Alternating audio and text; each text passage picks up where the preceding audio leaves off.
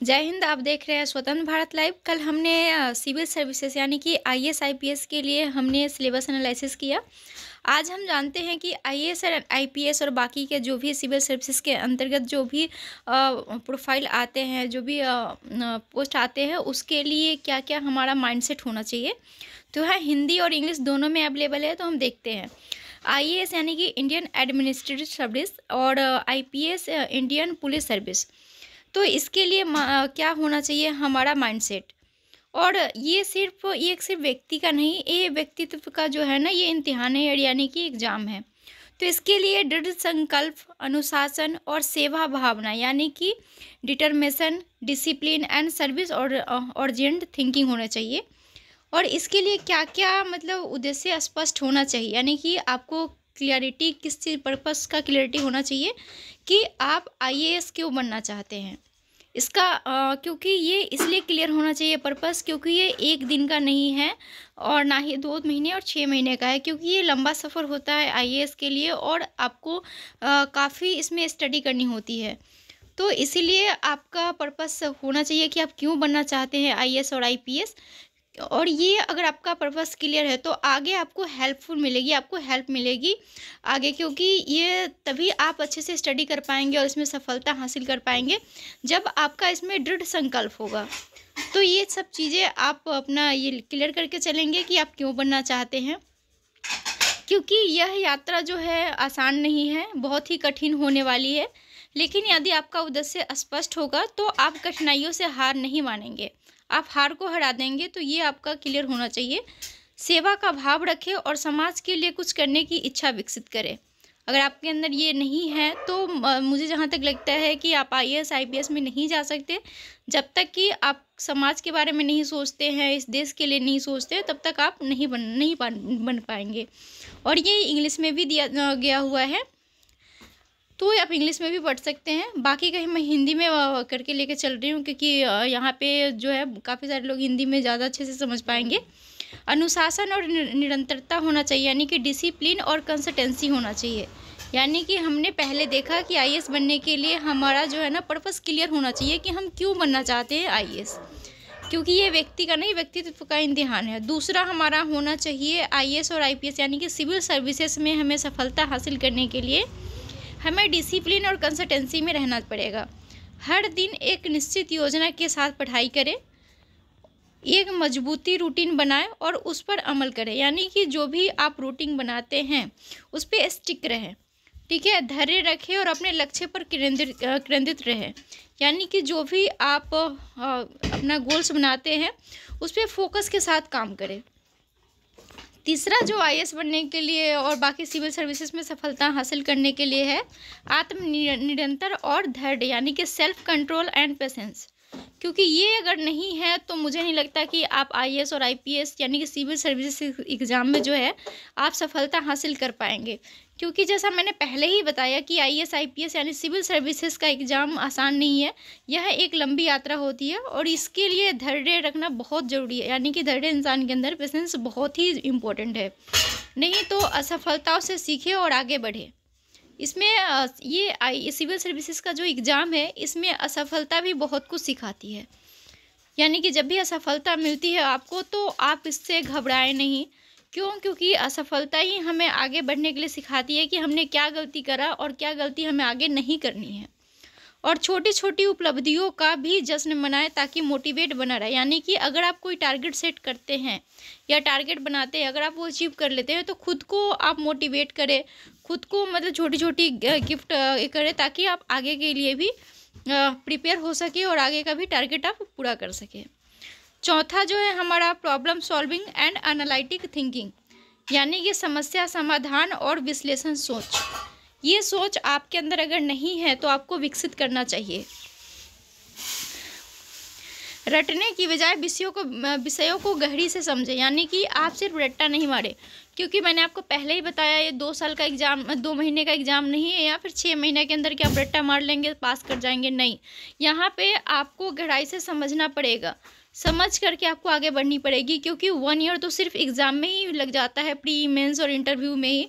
बाकी इसका जो मतलब स्टडी का भी है, अगर आप ज़्यादा अच्छे पढ़ने में तो कम से कम 2 ईयर्स तो आपको देने ही होते हैं। तो 2 साल पहले हुआ पढ़ा हुआ अगर आपको याद रखनी है ये सब है, तो आपको समझ करके पढ़ाई करनी होगी। किसी भी समस्या के समाधान के लिए तार्किक सोच विकसित करें।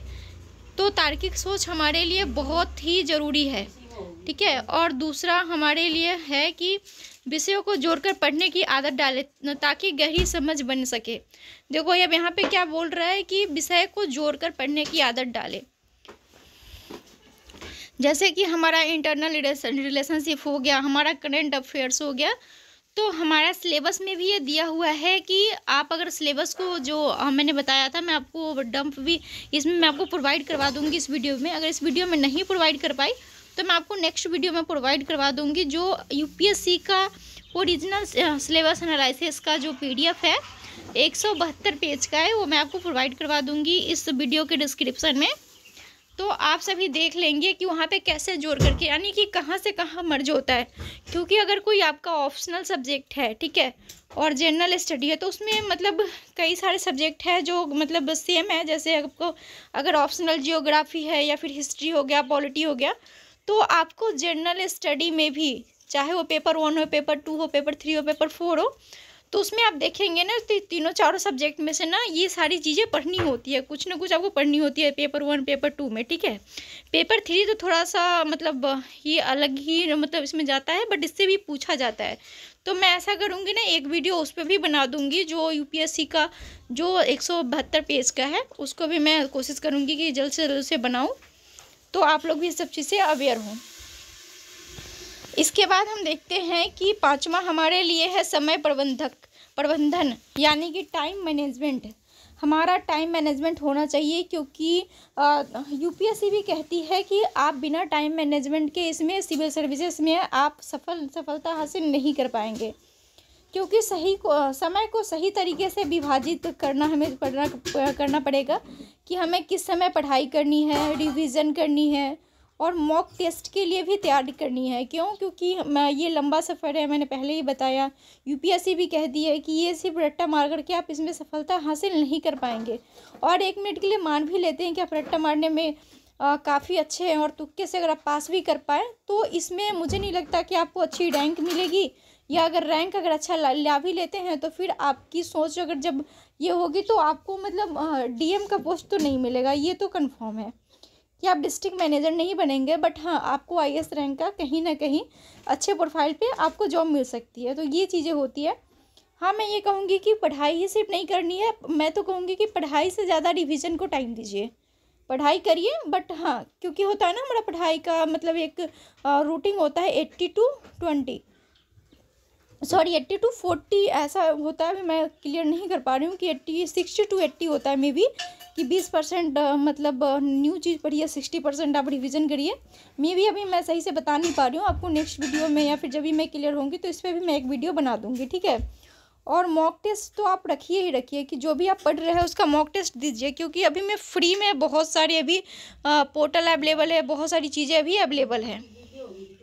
पढ़ाई के साथ साथ आराम और शारीरिक व्यायाम को भी महत्व दीजिए, कि हमें रेस्ट भी करना है और फिजिकल एक्सरसाइज वगैरह भी करना है। क्योंकि देखिए, एक्सरसाइज करने से क्या होता है, रेस्ट करने से क्या होता है कि हमारा बॉडी एक्टिव रहता है, हमारे माइंड को रिलैक्स मिलती है। और एक्सरसाइज करने से आपको पता ही है कि हमारे माइंड में बहुत सारे BDNF नाम का केमिकल इंक्रीज होता है, जिसमें हमें सोचने समझने की मतलब क्षमता विकसित होती है।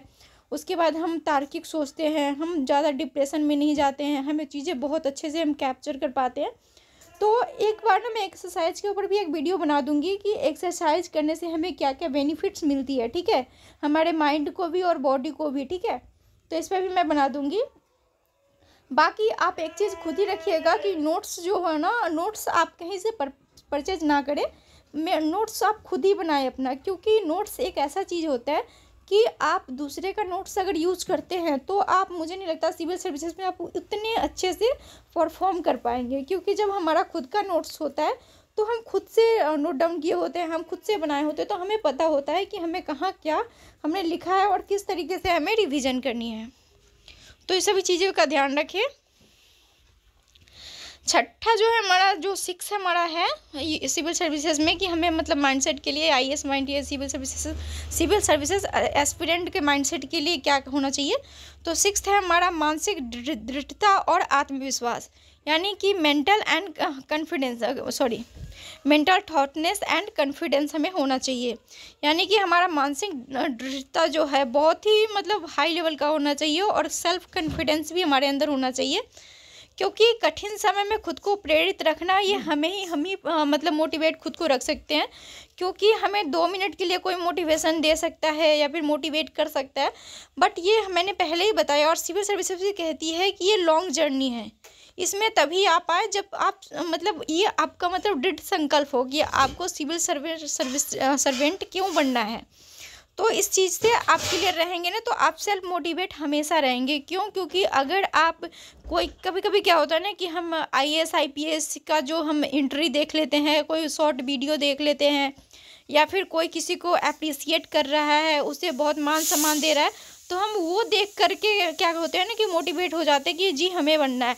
बट ऐसा नहीं होता है। अगर आपको इंटरनली अगर मतलब कहा जाता है ना कि अंतरात्मा से अगर आवाज़ आती है कि हाँ आप IAS एस्पिरेंट बनने के लिए ही बने हैं और आप बन सकते हैं, या फिर अगर कोई ऐसा है कि नहीं आपको अचानक से आ गया कि हाँ बनना है, तो आप ना सेल्फ मोटिवेट की फिर कहीं ज़रूरत नहीं पड़ेगी। अगर आप दूसरे को देख करके सिर्फ हाँ कॉपी करके कि हाँ हम मुझे भी बनना है, उसने वो बन गई तो, या फिर वो बन गया तो मुझे बनना है, तो ऐसा अगर है तो आप आगे और सोचिए, एनालिसिस करिए कि हाँ आपको IAS क्यों बनना है, दूसरे को देख करके नहीं बनना है। क्योंकि दूसरे को देख करके आप 6 महीना पढ़ाई कर सकते हैं, पूरे 2 साल 3 साल आप कंटिन्यू पढ़ाई नहीं कर सकते हैं।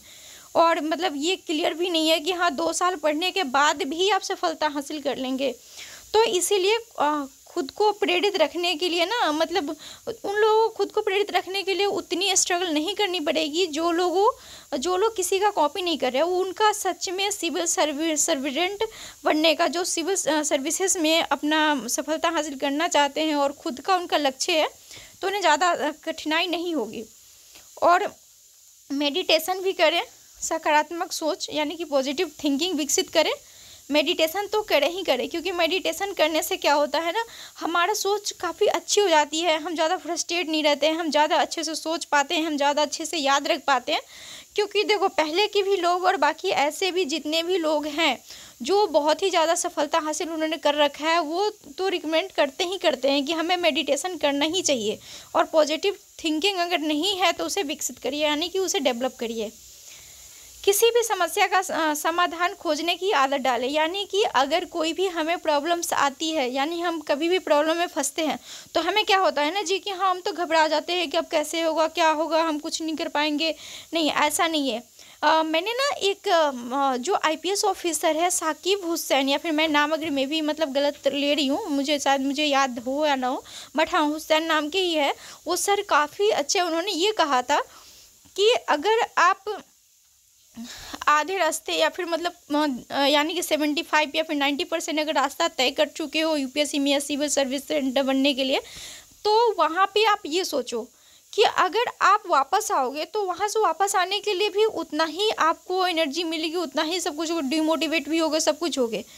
तो अगर प्रॉब्लम अगर आपको चारों तरफ से आ रही है, यानी कि प्रॉब्लम में आप फंस चुके हैं, अगर आपको कोई रास्ता नहीं दिख रहा है, तो वहाँ पे ये सोचिए कि यहाँ से यू टर्न लेना है, या क्योंकि वहाँ ही हमें डिसीजन लेना होता है।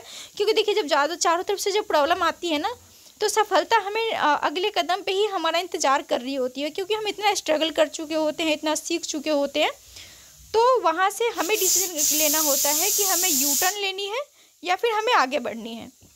तो कहीं भी अगर आप फंस चुके हैं, अगर लग रहा है कि आप कहीं से कोई रास्ता नहीं बचा है, तो आप वापस आने का मत सोचिए, आप ना आगे बढ़ने का सोचिए, क्योंकि सफलता कुछ ही दूरी पर हमारा इंतज़ार कर रही होती है। और जितने भी सक्सेसफुल मतलब व्यक्ति है या फिर जो भी इंसान है, उन्होंने यही कहा है कि जब जब हमें लगा है कि हम लाइफ में अब कुछ नहीं कर पाएंगे, चारों तरफ से रास्ता बंद हो चुका है, हमें चारों तरफ से समस्या प्रॉब्लम ही आ रही है, तो थोड़ा सा आगे बढ़ने के बाद ही उन्हें सफलता मिली है। तो ये सब चीज़ों का ध्यान रखें, क्योंकि कहा जाता है ना कि समस्या जो है ना, हर एक समस्या जो है ना चुनौती तो लेके आती ही आती है, लेकिन हमें बहुत कुछ सिखा के जाती है। तो ये सब चीज़ों का आप ध्यान रखें और सातवां जो है नेतृत्व और संचार कौशल, यानी कि लीडरशिप एंड कम्युनिकेशन स्किल्स, यानी कि ये तो होना ही चाहिए आपके अंदर। क्यों? क्योंकि आप एक ज़िले का मतलब मान के चलो एक मालिक बनने वाले हैं, पूरे ज़िले का मतलब आप लक्ष्य निर्धारित करते हैं। आपका एक डिसीजन, आपका एक सिग्नेचर जो है ना पूरे ज़िले का लक्ष्य निर्धारित करता है, ठीक है। तो आपके अंदर लीडरशिप एंड कम्युनिकेशन स्किल्स तो होना ही चाहिए। बोलने का लिखने की क्षमता को सुधारें। अगर आप सही से बोल नहीं पाते हैं, अपनी बात प्रेजेंट नहीं कर पाते, देखिए जी, अब आप ये कहोगे कि हमें तो बोलना आता नहीं, हम सभी को बोलना, हम रोज़मर्रा की ज़िंदगी में जो बोलते हैं हमें वैसे नहीं, हमें एक लीडरशिप की तरह हमें बोलना चाहिए, बोलना आना चाहिए। क्योंकि अगर आप एक ज़िले को संभाल रहे हो तो उस हिसाब से आपको अपने बात प्रेजेंट करने का तरीका आना चाहिए। तो अगर आपको नहीं आता है तो इसे विकसित किया जा सकता है, यानी कि इसे डेवलप किया जा सकता है, तो इसे आप डेवलप करिए।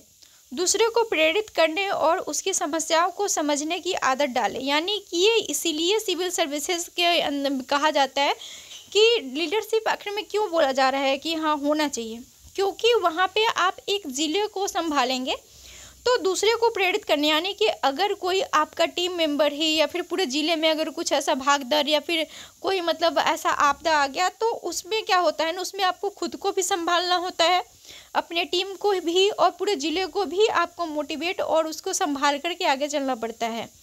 और समस्याओं को समझने की आदत डालने के लिए इसलिए बोला जा रहा है क्योंकि जब तक आप समस्याओं को समझेंगे नहीं तब तक उसका आप सही समाधान नहीं निकल पाएंगे, यानी कि सॉल्यूशन नहीं निकल पाएंगे। तो आप ये सही इस सब चीज़ों पे आप फोकस करिए ताकि आपको सफलता मिले सिविल सर्विसेज में। और आईएएस अधिकारी को अच्छे निर्णय लेने और टीम को प्रेरित करने में सक्षम होना चाहिए, यानी कि सही निर्णय, अच्छे निर्णय, सही निर्णय क्यों ज़रूरी है?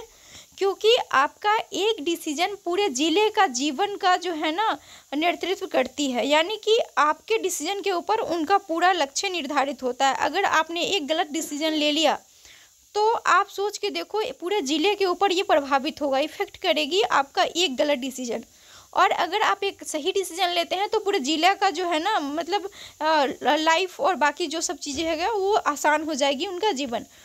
तो इसलिए कहा जाता है कि आपको टीम को प्रेरित करने और सही डिसीजन मेकिंग भी आपका होना चाहिए एक आईएएस ऑफिसर के लिए, ठीक है। आठवां जो है सतत सीखने की आदत, यानी कि कंटिन्यू लर्निंग हैबिट आप डेवलप करें। क्योंकि देखो जी, यहाँ पे कहा जाता है ना कि अगर आपके अंदर ये चीज़ें नहीं हैं कि आप कंटिन्यू नहीं सीखते हैं, कुछ चीज़ें लर्न नहीं करते, कहा जाता है ना कि हमें हमेशा ना लर्निंग मोड में होना चाहिए। क्यों कहता है? हर कोई कहता है कि आप लर्निंग मोड में रहो, चाहे प्रोफेशनल लाइफ हो, पर्सनल हो या फिर कहीं भी हो। क्यों? क्योंकि हम इतने ज्ञानी नहीं हैं कि हमें सब कुछ आता है। इसी में मतलब ये कहावत भी है कि अगर हमें कुछ नहीं आता है तो दुनिया का कोई भी इंसान नहीं है जिसको सब कुछ आता है, ठीक है। तो दुनिया का कोई भी इंसान नहीं है कि उसको कुछ नहीं आता है और दुनिया का कोई भी इंसान नहीं है जिसे सब कुछ आता है, ठीक है। तो इसलिए हमें लर्निंग मोड में रहना चाहिए और हमें कंटिन्यू सीखना चाहिए ताकि हम अपने पर्सनालिटी को और बाकी सब चीज़ों को हम डेवलप कर पाएँ, ठीक है। तो इसके लिए है कि कंटिन्यू लर्निंग हैबिट के लिए, क्योंकि आपको देखिए द हिंदू और इंडिया एक्सप्रेस इसलिए पढ़ने के लिए बोला जाता है, रोज़ अखबार यानी कि रोज़ न्यूज़पेपर पढ़ने के लिए क्यों बोला जाता है आईएएस ऑफिसर के लिए या फिर सिविल सर्विस सर्विटेंट के लिए?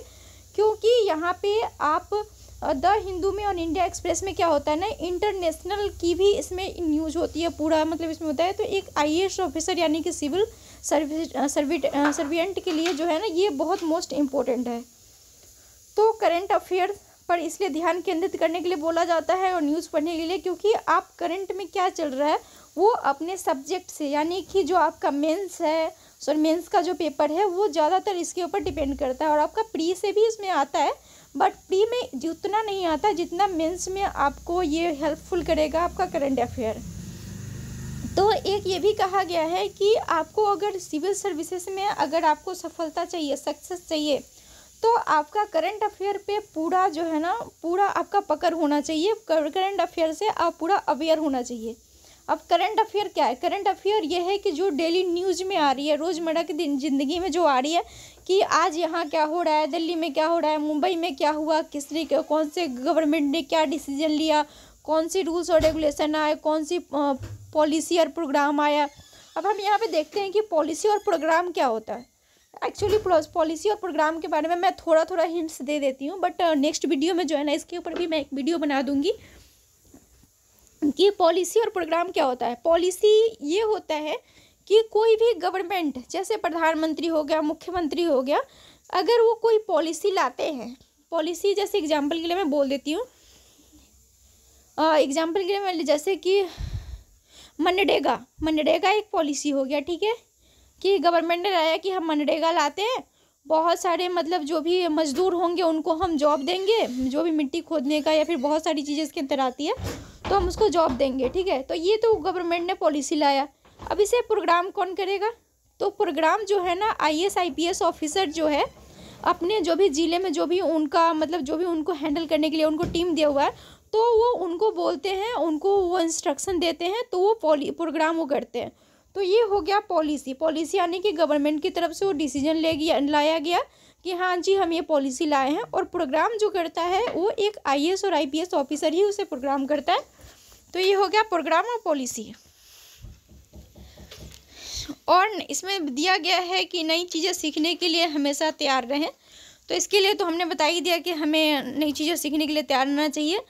किताबें, ऑनलाइन प्लेटफॉर्म और मॉक टेस्ट का सही इस्तेमाल करें।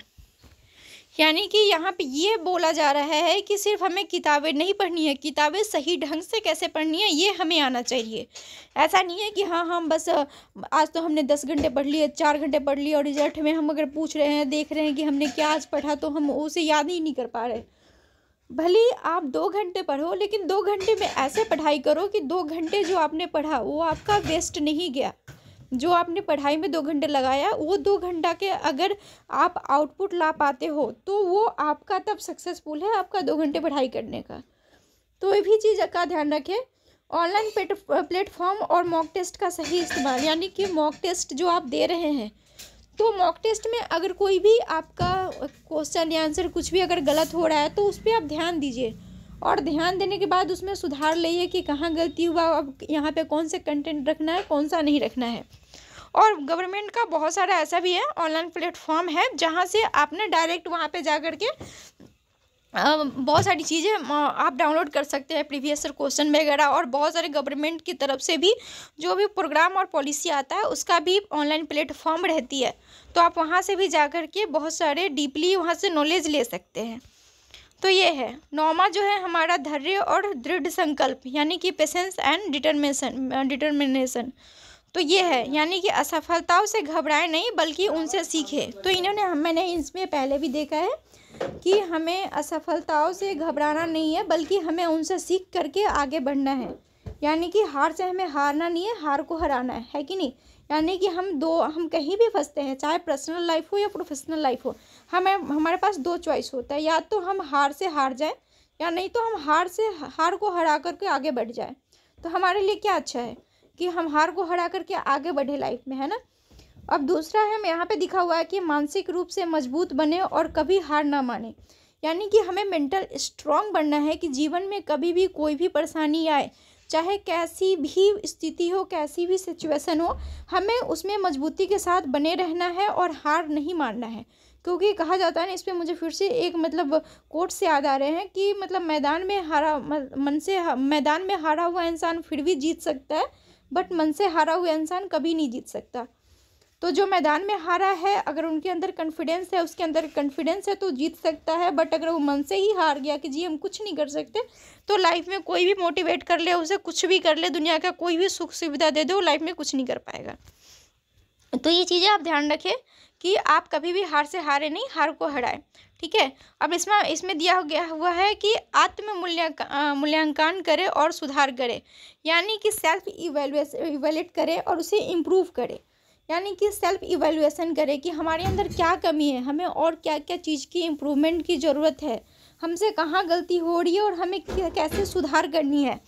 अगर यहाँ पे आप खुद नहीं कर पा रहे हैं, कि अगर आपको पता नहीं लग रहा है कि आपसे क्या गलती हो रही है और आप कैसे सक्सेस नहीं हो पा रहे हैं या फिर अच्छा परफॉर्म नहीं कर पा रहे हैं, तो अगर आप कोई नियर एंड डियर में कोई है तो आप उनसे देखिए। अपने फैमिली मेम्बर में अगर कोई अच्छे है, एजुकेटेड है, या फिर मतलब जो अगर समझ पाते हैं आपको अच्छे से, तो आप उनका सपोर्ट ले सकते हैं, क्योंकि देखो बहुत अच्छा होता है। खासकर अगर मैं कहूँगी तो कोई अगर अच्छा दोस्त है आपका तो वो ज़्यादा आपका हेल्प कर पाएंगे इस चीज़ में कि आप कहाँ पे फंसते हैं, कहाँ पे आपसे गलती हो रही है। क्योंकि देखो फैमिली कहीं ना हमें मतलब मोटिवेट करने के लिए ना कभी कभी झूठ बोल देती है कि जी आप तो बहुत अच्छा कर रहे हो, हमें कमी नहीं बता पाती है। बट हाँ, हर फैमिली ऐसा नहीं करती है। बट हाँ, दोस्त आपको यहाँ पे बहुत अच्छे से बता पाएंगे सेल्फ इवेल्युएशन में। क्यों? क्योंकि वो आपको आगे आगे तो फैमिली भी बढ़ते देखना चाहती है, बट वो फ्रेंड है इसलिए ऐसा करता है कि जी अगर कहीं भी डिमोटिवेट होगा तो हम उसे मोटिवेट कर देंगे, तो आपको सच बताएंगे और आप सुधार करें। जब आपको पता लग जाए कि आपसे गलती कहाँ हो रही है तो आप उसमें सुधार करिए, ठीक है। अब यहाँ पे एक दिया हुआ है, मतलब ये निष्कर्ष दिया हुआ है कि आईएएस मानसिक केवल परीक्षा पास करने तक सही सीमित नहीं है। यानी कि आईएएस मानसिकता जो है वो सिर्फ आईएएस पास करने के लिए, आपको एग्ज़ाम पास करने के लिए या फिर सफलता हासिल करने के लिए नहीं है, बल्कि एक प्रभावशाली, जिम्मेदार और सेवा भावी व्यक्तित्व विकसित करने का सफ़र है। यह एक जीवन शैली है, यानी कि यह एक लाइफ स्टाइल है जिसमें अनुशासन, धैर्य और निरंतरता सीखने की आदत जरूरी है। अब यहाँ पे देखिए क्लियर लिखा हुआ है कि आपको एक प्रभावशाली इंसान बनना है, जिम्मेदार और सेवा भावी व्यक्तित्व बनना है। इसमें आपके जीवन शैली में होना चाहिए कि आप अनुशासन यानी कि डिसिप्लिन, धैर्य यानी कि पेशेंस, निरंतरता सीखने की आदत यानी कि कंटिन्यू आप लर्निंग मोड में रखिए। तो ये चीज़ें हैं। अब हम यहाँ पे जानते हैं कि ये इंग्लिश में दिया हुआ है एस माइंडसेट जो हमने पढ़ा, तो यही चीज़ है। अब हम देखते हैं कि अब क्योंकि हमारा सबसे इम्पोर्टेंट होता है कि हम समस्या का समाधान नेतृत्व कैसे करें, यानी कि हम समस्या का समाधान कैसे करें। तो ये दिया हुआ है यहाँ पे कुछ टिप्स है जो इंग्लिश में भी है और हिंदी में भी है। तो हम देखते हैं, हम हिंदी में देखते हैं, ठीक है। हिंदी में है समस्या समाधान नेतृत्व का अर्थ है आलोचना सोच, आलोचनात्मक सोच यानी कि आलोचनात्मक सोच यानी कि क्रिटिकल थिंकिंग।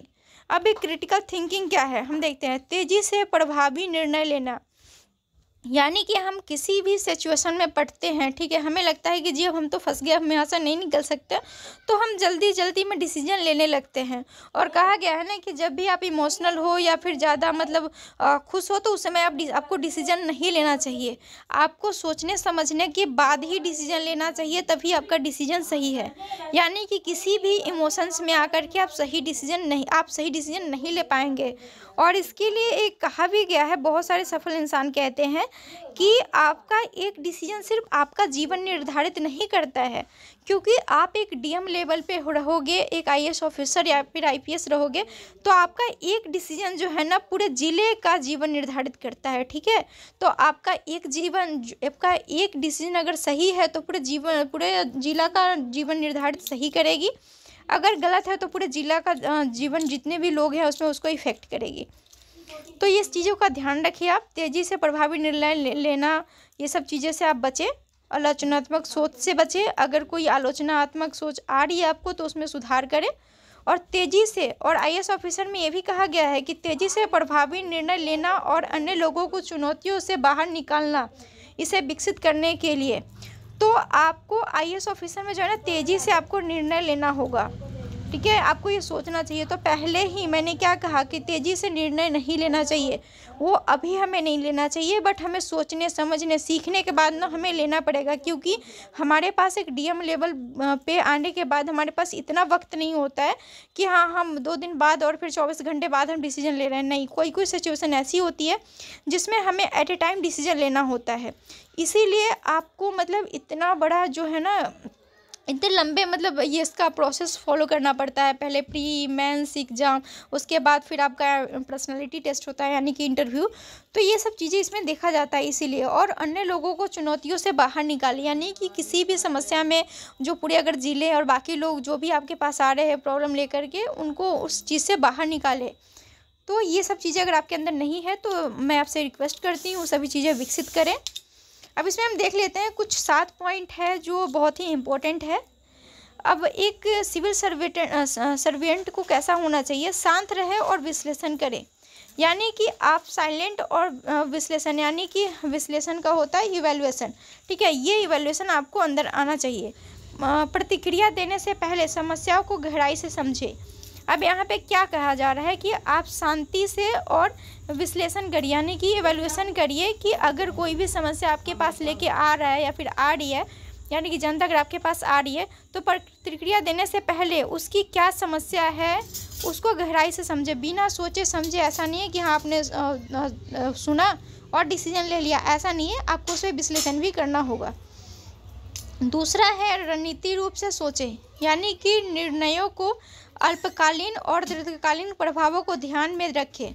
यानी कि जो भी निर्णय ले रहे हैं, रणनीति बना रहे हैं, तो रणनीति बनाने से पहले उसको भविष्य में क्या होगा और फ्यूचर में क्या, अभी प्रेजेंट में उसका क्या प्रभाव होगा और दीर्घकालीन में क्या प्रभाव होगा, इस चीज़ का आप ध्यान रखें।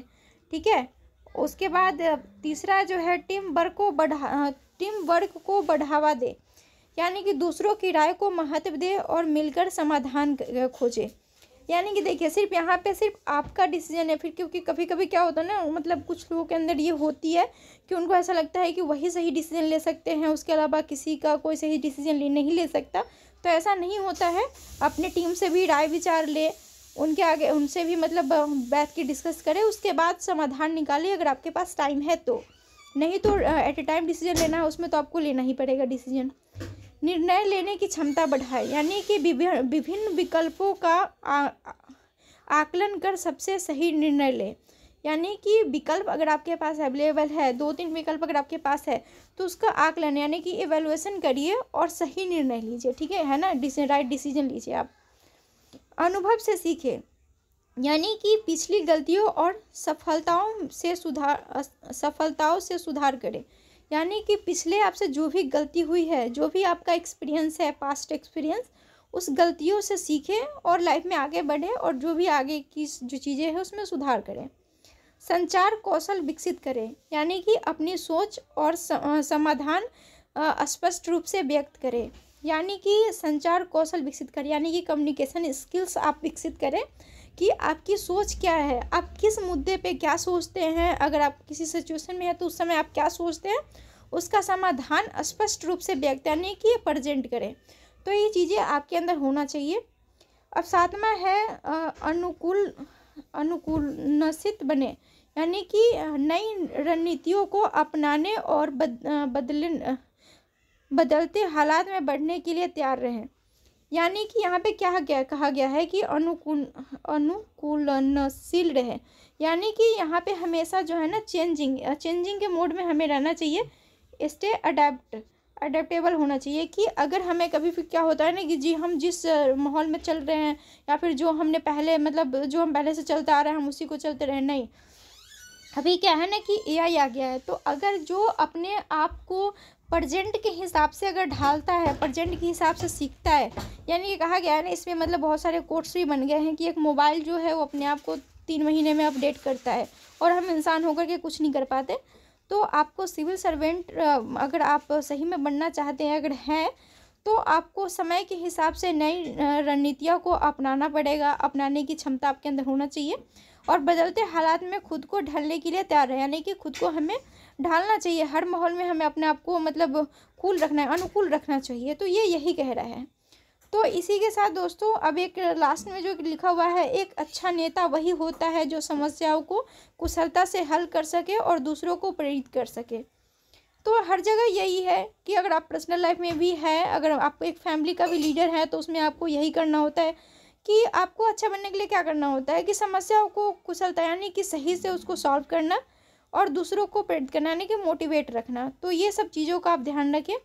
बाकी का अगर कुछ रह गया हो और बाकी का मैंने जो भी इस वीडियो में बोला है, जैसे प्रोग्राम और पॉलिसी और बाकी एक और चीज़ें मैं अभी माइंड से स्किप कर रही हूँ, तो वो सारी चीज़ें मैं नेक्स्ट वीडियो में आपको कर दूँगी। बाकी मैं कोशिश करती हूँ कि इस वीडियो में नहीं तो नेक्स्ट वीडियो में जो UPSC का सिविल सर्विसेज का जो PDF है 172 पेज का जो सिलेबस एनालिसिस का है, मैं उसको प्रोवाइड कर दूँ।